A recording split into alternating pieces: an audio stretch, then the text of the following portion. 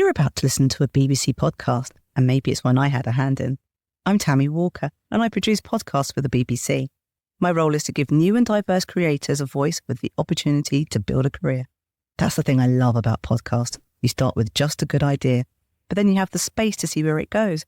And doing that at the BBC means we can really run with the best stories while developing the most unique audio talent.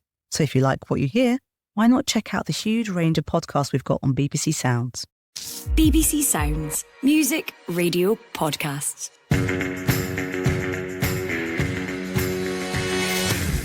Hello and welcome to a very special end of the transfer window edition of the Scottish Football Podcast. I'm Jonathan Sutherland. It's Friday the 2nd of February. And as we record late at night, bleary-eyed and full of caffeine, the window has just officially slammed shut. I think Clement would have been looking for more. I think overall he's probably satisfied with what he's managed to achieve and where indeed Rangers are at this moment. So we are here to discuss the comings and goings and assess where it all leaves us. One thing we know for sure is that this guy is back. Max Johnston takes it, he plays it across for Van Veen, who taps it home! And Kevin Van Veen, Motherwell's Mr. Goals, has scored again! And we'll also find out what it's like from an agent's perspective, from someone who's involved in one of the most remarkable deals of the day. The sky's the limit for Joey Self. If he can work on the other parts of his game and still do certain things along with the education down in Burnley, generally anything can happen for him. I'm joined by our team who've been covering Scotland on deadline day. Martin Dowden, Brian McLaughlin and Tyrone Smith. Lots to get through with Martin, Brian and Tyrone very soon. We're also going to hear from agent Phil McTaggart. But before all of that, let's quickly run through the latest Scottish football headlines. Rangers have signed Lens 20-year-old Colombian winger Oscar Cortes on loan with an option to buy in the summer. Celtic have brought in Norwich striker Adam Ida on loan, while David Turnbull's moved to Championship side Cardiff, and Mikey Johnston has joined West Bromwich Albion on loan. Kilmarnock have beaten St Mirren to the loan signing of prolific former Motherwell striker Kevin Van Veen from Dutch club Groningen. Hibs have brought in Sunderland's Nectarios Triantis and Eliezer Mayenda, as well as Bournemouth's Owen Bevan, all three joining, you've guessed it, on loan. And in the fairy tale move of the day, 19-year-old Joe Bevan has left Lowland League Albion Rovers for English Premier League side Burnley. From Albion Rovers to Burnley, who saw that move coming? We'll hear more about that very soon with the agent Phil McTaggart, who I caught up with earlier today, who's actually involved in that deal. But first, let's get to our intrepid reporters. We're all champing at the bit, ready to go. Let's start with Martin Dowden.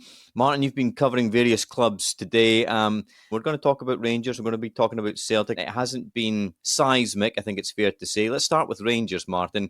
Oscar Cortes coming in at Ibrox. You spent a lot of time around Philippe Clement recently. Do you think he will be pleased overall with the signings that he's made in this window? Obviously, Mohamed Diomande and Fabio Silva as well. I think it's fair to say that Philippe Clement wanted more. They've been trying very hard to get more in. It's not as easy as that. I think it's important to put it in context of the type of transfers that he's looking to implement. If you look at Mohamed Diomande, a loan with an obligation to buy, a 22-year-old with 100 games under his belt at a good price, playing for a team that are punching above their weight in European terms at least. He pointed to the idea of being able to bring in a player like that, improve them, and then sell on for more money. That's the model they're looking at, and I think Brian can maybe talk about Lauren Shankland later. He doesn't quite fit that model, which is maybe one reason that didn't happen, but also from the heart side. Oscar Cortes does fit that model. He was very highly rated within Colombia. He played in the South American Under-20 Championship, and he's one that I believe Rangers had been looking at. He moved on to Lens for $3.75 million. He's not really featured there, so he's got something to prove, but Rangers have brought him in with an option to buy in the summer, and I think they've got real hopes for him. He's got pace, he's got a goal threat, a technical player who can work on the wing. And on the face of it, it looks like someone, if he can get into that starting 11, that may be an option to replace Abdallah Sima, who of course have lost for at least 2 to 3 months, and he's been highly influential. To answer your question, I think Clement would have been looking for more. I think overall he's probably satisfied with what he's managed to achieve and where indeed Rangers are at this moment. Yeah, it's an interesting one as well when you I guess, counterbalance it with Celtic, because obviously it will be a title race between Rangers and Celtic. And you do get the distinct feeling from Celtic fans, certainly online this evening, that they are massively underwhelmed by the amount of business that Celtic have done in this transfer window. Obviously, they've brought in Adam Ida, let David Turnbull go, Mikey Johnson's gone, Nicholas Kuhn came in earlier in the window, but it's not exactly been the sort of stellar transfer window that many Celtic fans, I'm sure, would have wanted. But I guess maybe in a sense, Celtic, do they look at what Rangers are doing? They beat Rangers in the last Old Firm derby. They're thinking, well, maybe Rangers aren't dramatically strengthening. Maybe we don't need to. Maybe we just save ourselves until the summer transfer window. Is that how you might see it? Well, I think the Celtic supporters you're referring to are probably thinking that, well, we should be strengthening from a position of strength. And I think the expectancy is maybe being raised by their very own manager, Brendan Rodgers, who has repeatedly referred to the idea of needing quality signings. I can't count the number of times I've heard him use that word, quality. He had suggested there was a confidence that they'd be able to do that. The caveat being he does tend to say and point out that the January window is difficult to do that in. But I think fans' expectations were raised with the idea that Brendan Rodgers was seeking that. What they've brought in, we'll have to wait and see, of course. Nicholas Kuhn being one. Adam Ida, he's not exactly set things on fire at Norwich City. He does offer something different to Kyogo, and I would say they probably need that. But the word underwhelming, I think the sense among Celtics fans is that's the polite way of putting it, in a sense that maybe even Brendan Rodgers may feel a little bit like that as well. I think he wanted more. They haven't achieved that, and it will be very interesting over the next couple of days to see what he's got to say about that. I was just exactly going to say that, Martin. I'll be fascinated to see what Brendan Rodgers says at his next press conference, given, as you mentioned, the fact that he has used that word quality a lot. So, yeah, interesting times in terms of Rangers and Celtic. I suppose we should also quickly mention the players that Rangers have managed to hold on to, because there was speculation about Cyril Dessers, Ridvan Yilmaz leaving. That hasn't happened. And it looks like much maligned, but recently much improved Cyril Dessers will be the main striker for Rangers under Philippe Clement for the time being. He seems to have gotten the vote of confidence from Philippe Clement, Martin. Yeah, I saw him against St Mirren in really, really tricky conditions away from home. Yeah, he looks like a player who's just gradually getting confidence. I don't know if Philippe Clement's put the arm around him, but what he has done is show faith in him. He's put him in. He put him in ahead of Fabio Silva at the weekend. I'm not sure if that was anything to do with the conditions, but he got his goal. He took it well. And I think increasingly the Rangers' support, which is crucial, are starting to see Cyril Dessers as a viable option, when I think a lot of them potentially had already written him off when he was struggling a little bit under Michael Beale. So yeah, they do have a good option there. Look, I mentioned it earlier. I think a lot of Rangers fans were looking at Shankland and thinking, this guy will fire us to the title. They have Dessers. I think there's, as I said, a confidence with him. But like all fans, they want the big signing. They want strikers in. They want guys that have proven they can score goals. And Dessers, increasingly, they're getting that. Yeah, Motherwell have made a couple of signings at fullback. Adam Devine's gone from Rangers on loan, but we have to really talk about Kevin Van Veen. I mean, he is the sort of big signing, I would say, of this transfer window, in the sense that there's obviously a duel, or maybe even more than that, to try and get his signature. Certainly Martin St Mirren were in the running. Motherwell were initially in the running as well, and how they would have loved to have had him back, but he's opted for Kilmarnock. It is a coup for Kilmarnock, isn't it? It's a massive coup. I think Derek McInnes, I remember speaking to him on the final day of last season, after they just, not the final day, once they just clinched their status in the Premiership. The look of relief, he shared that sense that he didn't enjoy that season. It was all about just consolidating their season, and they had a lot of players under contract from the Championship that they had to really go with at that point. He's rebuilt. They now find themselves in fourth place. They've brought in Greg Stewart as well. And now they've got a guy in Van Veen who has proven 29 goals for Motherwell is absolutely remarkable. They've got Danny Armstrong on the wing, who is, I think he might be top in assists, certainly very near the top. So they all of a sudden have got real threat. They're sitting pretty in the Premiership. I think it's a massive signing for Kilmarnock. It's unbelievable.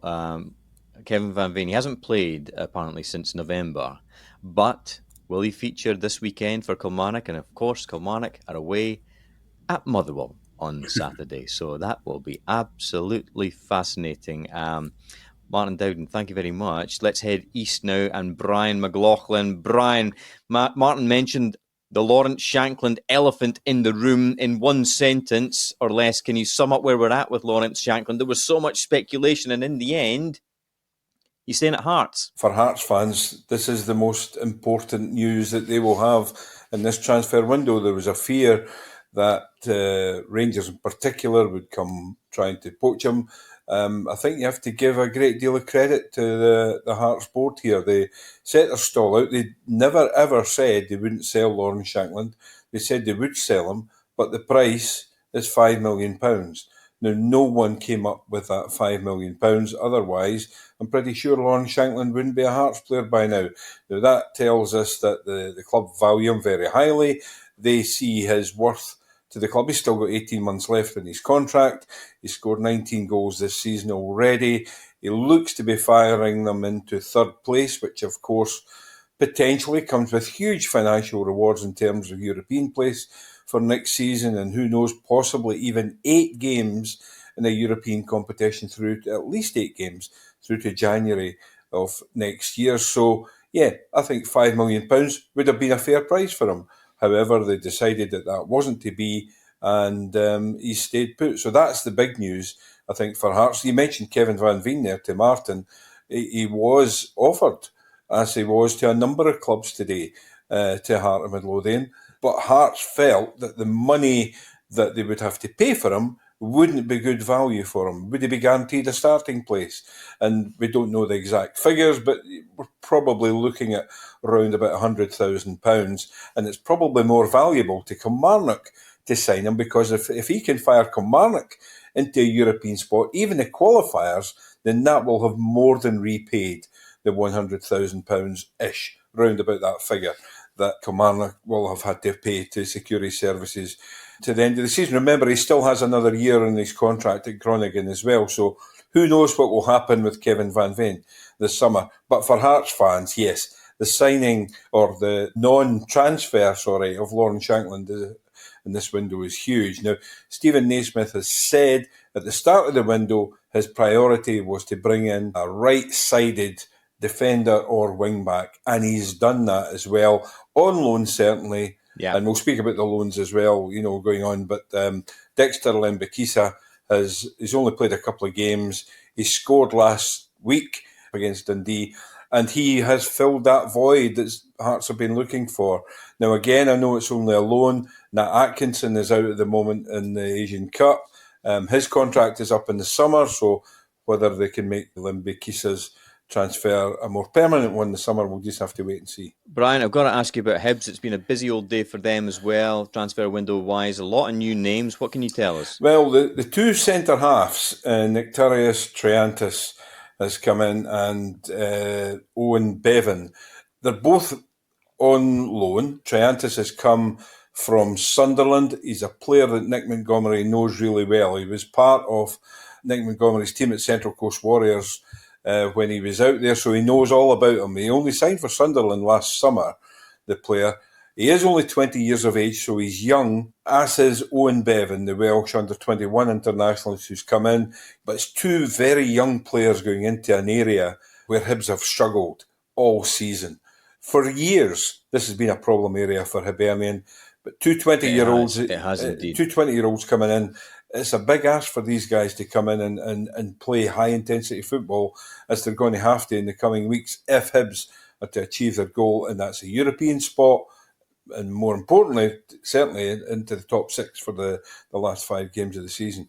And Brian, an interesting tale from St Johnstone, a new rival at McDermott Park. Not a name who was on anybody's lips in Scottish football before probably the start of this week. Adama Sidibe.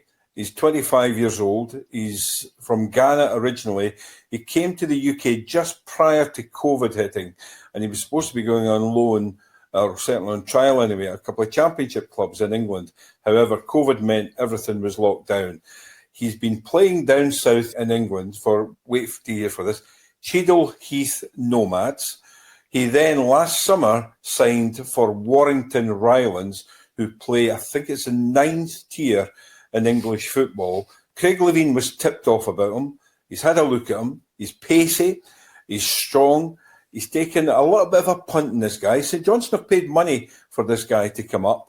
He arrived in Scotland yesterday. He's signed today. So he could be one of the most interesting signings in this transfer window. Adama Sidibe, keep an eye out on him, and we'll see whether Craig Levein has been able to sprinkle some magic dust over a young lad who has a remarkable story. I believe he has played under 21 internationals for Ghana.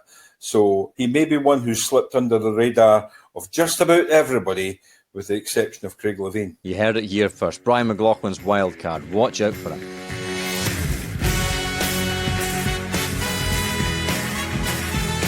You're listening to the Scottish Football Podcast. Next up, Tyrone Smith in the northeast of Scotland. I imagine, Tyrone, you were twiddling your thumbs for most of the day because it's felt quite quiet in the Granite City, but I suppose you're due that after all the hoo-ha with Barry Robson over the last few days. Has it been a quiet deadline day? Yeah, absolutely. And I'll start with Aberdeen there. Obviously, one of the teams I've been keeping an eye on today. They've certainly hit the headlines during this transfer window. Sadly, it's not for new signings, though. It's, as you touched on there, it's for the departure of the manager, Barry Robson, just a couple of days ago, and the focus now on who'll replace him in the Pittodrie hot seat. But on the playing side of things, well, I'm afraid to say the club have announced no deadline day arrivals. It had been thought that with injuries to the likes of Slobodan Rubezic and Stefan Gartenmann, that they might be seeking to bring in some sort of rearguard reinforcements, but that's just not been the case. And I think if you broaden it out, it's been a very, very quiet transfer window as a whole for the Dons. The loan signing of Crystal Palace midfielder Killian Phillips, that's been the only bit of business that they've done in this window. So I guess from a fan's point of view, they might be a bit pessimistic about that, but there is probably something for them to be positive about. I suspect a lot of them will have got past this deadline breathing a sigh of relief in that Duke. There was a lot of speculation about him through this window, a lot of speculation about him today, and I know there was interest in Duke today, but none of it came anywhere near the club's valuation for a player who's still got 18 months of his contract remaining, so he's still at the club. And we've also gone through the transfer deadline with another star man, Bojan Majovski. He's still here. So I think the fact that those two guys are still here will probably be the positive to come from transfer deadline day from a Dons point of view. I guess from an Aberdeen fan's point of view, so much chat right now is about who will take over from Barry Robson, and that clearly has overshadowed this transfer deadline day. But yeah, it has been quiet in terms of Pittodrie. You're covering Ross County and Dundee for us as well, Tyrone. First of all, Dundee, a busy week or so for them. How would you sum things up? Well, after a very busy summer transfer window for Dundee, it's been a very brisk winter one for them too. Tony Docherty's significantly added to a squad that has done so well in the first half of the season. There was another new face today, or a kind of new face. I'll come back to that in a minute, in the form of goalkeeper John McCracken, who's arrived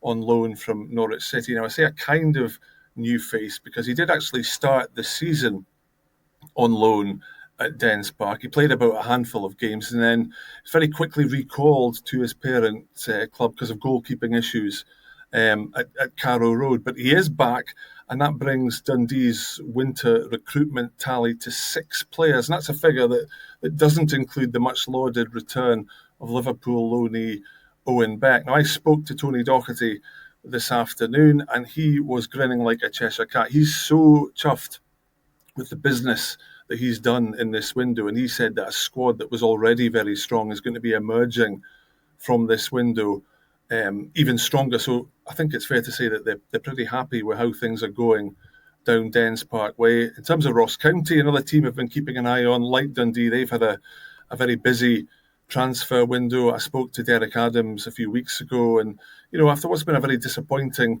first half of the season for Ross County, he said to me I'm going to be aggressive in this transfer window. And, he's been true to his word. Tonight they made another signing. Defender Miche Efete is a new man. He left Grimsby Town a couple of days ago. Now, who is he? I hear you say. Well, Efete, he's a 26-year-old right-back who came through the ranks at Crystal Palace even, and Norwich City. Then had spells at various clubs down the leagues in England, as well as a stint with Icelandic side Breiðablik. So it's next stop Dingwall for him. That all means in total 7 players have checked into the Global Energy Stadium in this winter window, as Derek Adams, I guess, tries to come up with a formula that can be the catalyst for firing his team up the table. Tyrone Smith, thank you very much indeed. You're now let off for a little bit of good behaviour, time off before you, just a few hours sleep though, before you get back on the beat of finding out who the next Aberdeen manager is, okay?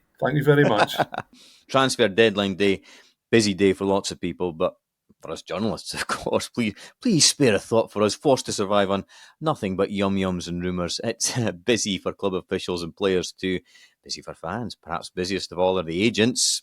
To find out what today of all days is like for them, I got it with Phil McTaggart, a FIFA registered agent with 25 years of international experience. And it turns out he was involved in one of the deals of the day. This is the Scottish Football Podcast.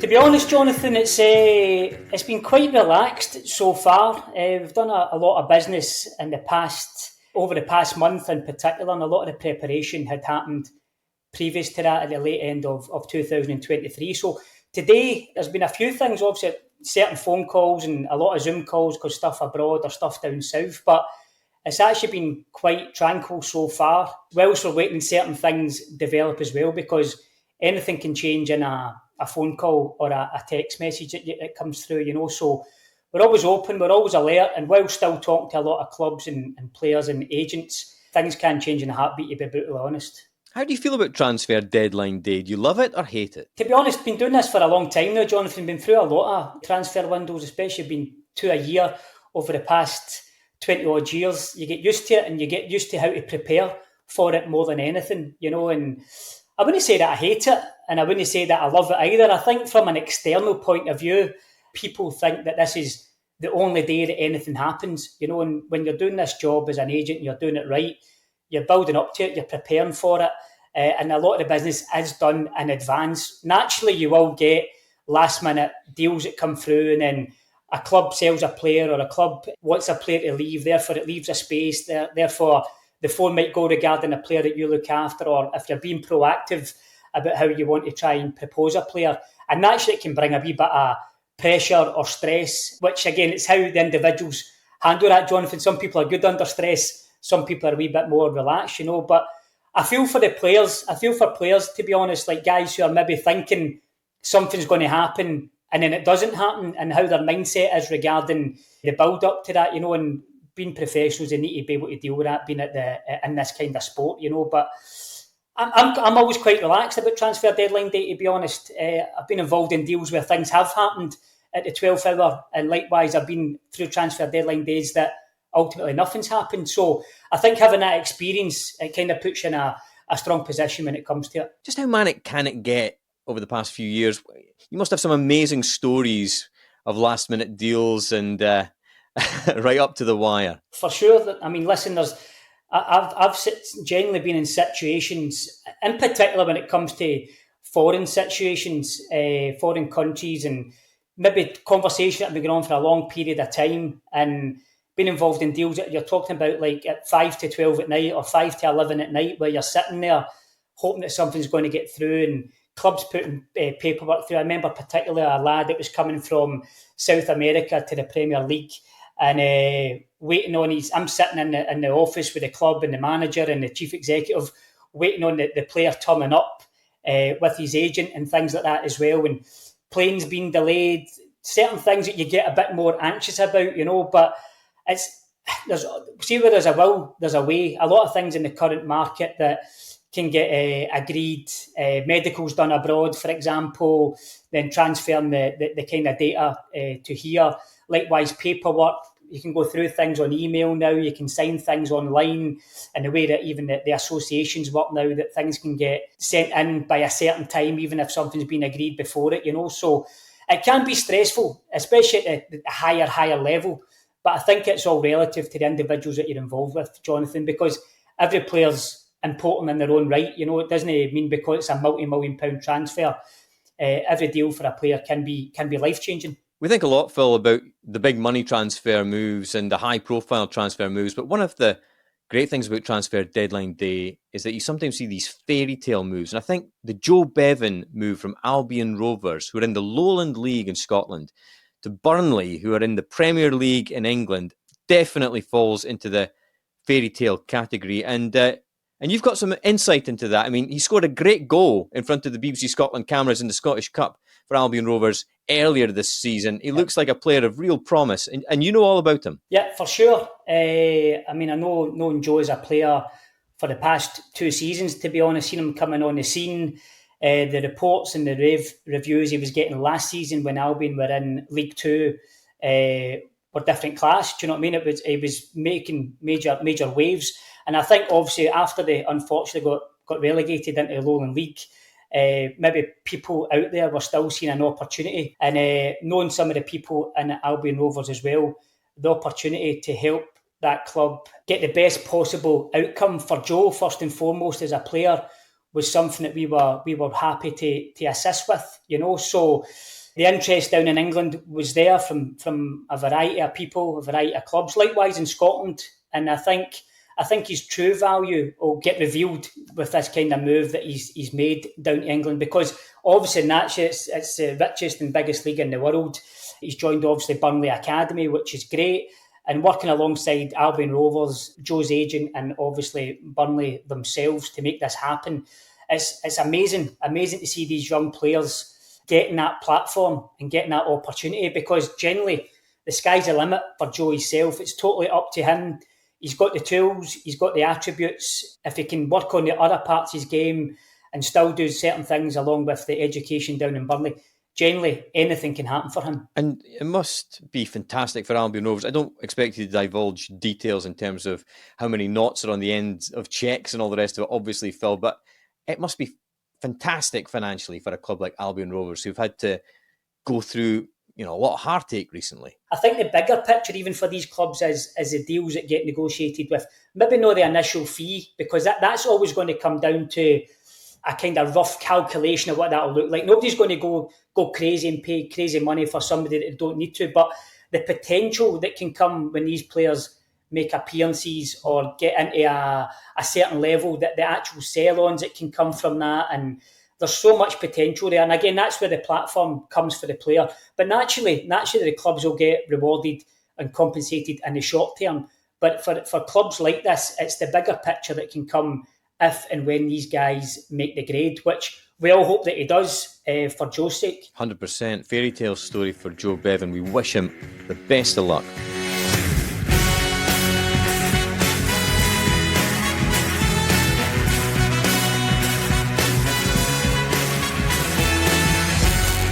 Time to wrap things up for this edition of the Scottish Football Podcast. My thanks to Martin Dowden, Brian McLaughlin, Tyrone Smith and Phil McTaggart. And thank you for listening as well. Normal service will resume on Monday morning, where I'll be back with Marvin Bartley amongst others. Enjoy football this weekend. And if you haven't done so already, subscribe and follow the Scottish Football Podcast so you don't miss an episode. Scottish Football, the gift that keeps on giving. Thanks for listening. The winter transfer window is braving the British weather and is wide open once again. More drama, more twists, more turns. I am Kay Curd, and every weekday throughout January, I'll be joined by Luke Edwards and some of the country's best football journalists to dissect the day's transfer rumours. From BBC Radio 5 Live, the Transfer Gossip Daily Podcast. Who will your team buy, sell, loan, or even just be heavily linked with, only to lose out to your rivals? What will happen next? Keep up to date with all the comings and goings straight from the rumour mill with the Transfer Gossip Daily Podcast. Listen on BBC Sounds.